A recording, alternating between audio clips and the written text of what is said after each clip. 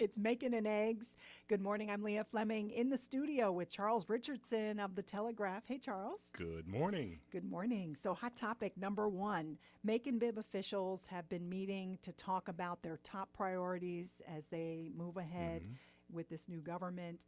County Manager Dale Walker has named 5 priorities that he says that he and Mayor Robert Rickard consider to be key for the next 6 months. And those include working on the 2nd Street corridor, which we've already seen some of that. Doing that.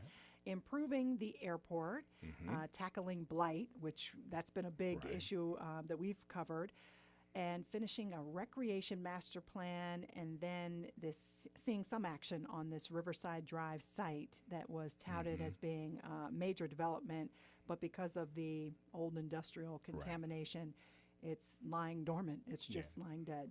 So what do you think of these priorities? Well, let's start from the back and work forward.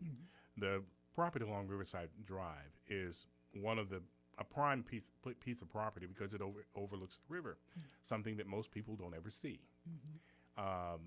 Former president and now Chancellor of Mercer University, Kirby Godsey, had a beautiful master plan of how to use that, but he didn't know that it was contaminated. You can put a parking garage over the contaminated area, and it's okay. But his plan was to have retail, hotel, lofts on that property, and you cannot do that. And Georgia Power knows that, and Atlanta Gas Light knows that, and that's why they have a contract with the city that if somebody's going to develop that, we have to pay up a lot of money, or we have to dig all of that dirt out and do something with it, and that's going to be expensive. You were telling me about one of our former mayors, Jim Marshall. He had a major plan for recreation. Yes, he did, and we're talking 20 years ago. But he'd had a very comprehensive plan that talked to all the recreation stakeholders. It was actually a beautiful plan that ran into the no funding wall.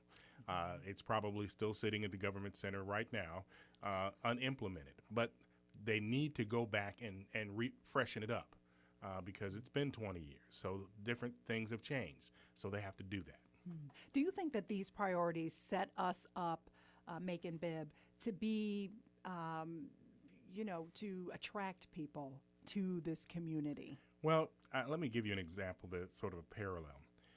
Over in Columbus, Georgia, they are consolidated. They have planned out their SPLOST issues and their priorities. They've been doing this since about 1994. So they know, okay, in this SPLOST, we're going to do this. In this SPLOST, we're going to do this. This SPLOST, we're going to do this. That's how they have a world-class softball stadium that they held the Olympics in. They had planned all this out. So if we follow their example, then while we may not see everything come at once, we'll see it come in order. And what that does, it tells the community, okay, we told you we're going to do this. We've done it. Now, we're going to do this next time. Okay, we're going to do that. Boom, get it done. And go on till we can get all these priorities fixed. Blight is going to be the one that's going to be with us for a while. Yeah, I think that's going to be the toughest challenge is blight. Yeah. But the city's going to have to, the county is going to have to understand, and I think they do, that they may have to use their eminent domain powers to address some of those issues. All right, hot topic number 2, something that you have called a crisis in confidence going on with the Secret Service and this unwanted guest at the White House and just some of the gaffes, major gaffes that have been going on. You've written about it. Yeah, I'm not a conspiracy theorist. I'm not one of those that says, oh, everything government does is bad. I'm not one of those.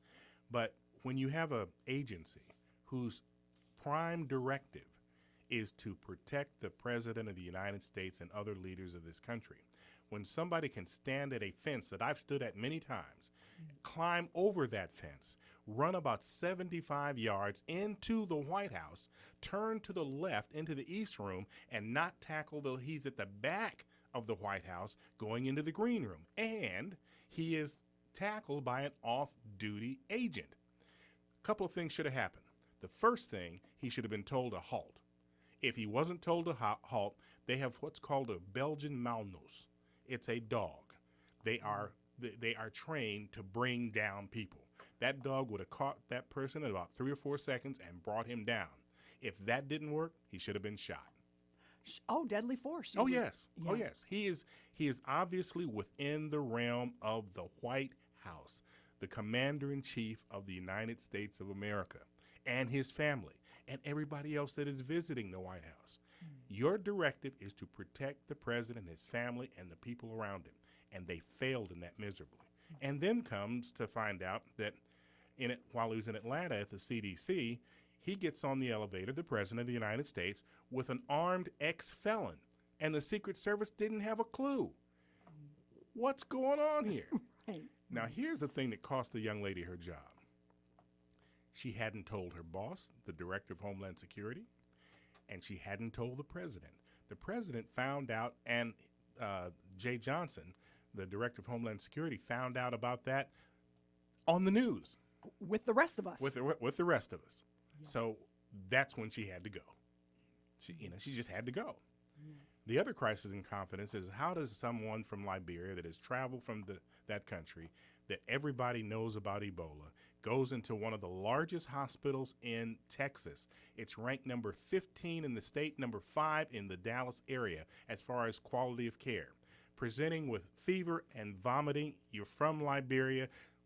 Why someone didn't connect the dots, particularly when he tells the nurse, I've just traveled from Liberia. Right. And his companion that brought him to the hospital said, he's traveled to Liberia. Well, we're going to give you some antibiotics that are basically useless and send you home. What were they thinking? Right. That's their business. What were they thinking? So I'm having a slight meltdown because these are people that are supposed to know better. Right. And I'm starting to think like these other folks. Boy, big organizations just can't do anything right. Mm-hmm. Yeah, and that's a shame, because I just have to think that somebody dropped the big ball, and the hospital right now is trying to backtrack left and right, and still, as of Thursday of last week, the family is quarantined within the apartment, but they can't find anybody to clean up the apartment. So the bed sheets, the towels, the linens, all that stuff that is communicable is still there. And the people cannot leave their apartment. Now, they said they had to issue this order because they left the apartment. Well, I'd leave the apartment too. Run away. That's right. Get out of there. Right. Because you can imagine what's there. What's there. And the fear that must be surrounding the people in that community. That entire apartment complex. Yeah. And I think that there is a natural concern for all Americans.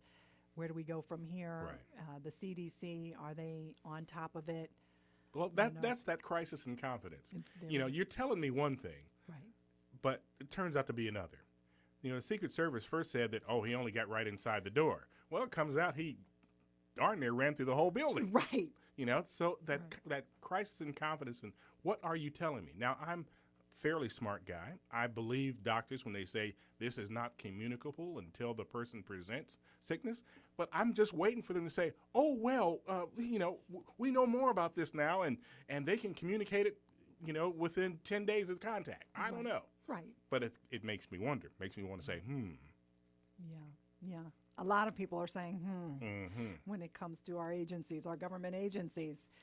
All right. Well, we will continue to watch it and talk about it. And, of course, we always want to hear from you, from our listeners. And you know that if you want to hear or see a more expanded conversation on this, because we do cut it down for radio, you can log on to gpb.org/Macon or Macon.com. And we've got our great videographer, photographer, Grant Blankenship, out of camera site. But he's in the building. He's in the building. He's in the building. We thank him so much for that. All right, Charles Richardson, editorial page editor at The Telegraph. I will see you next week. Next week.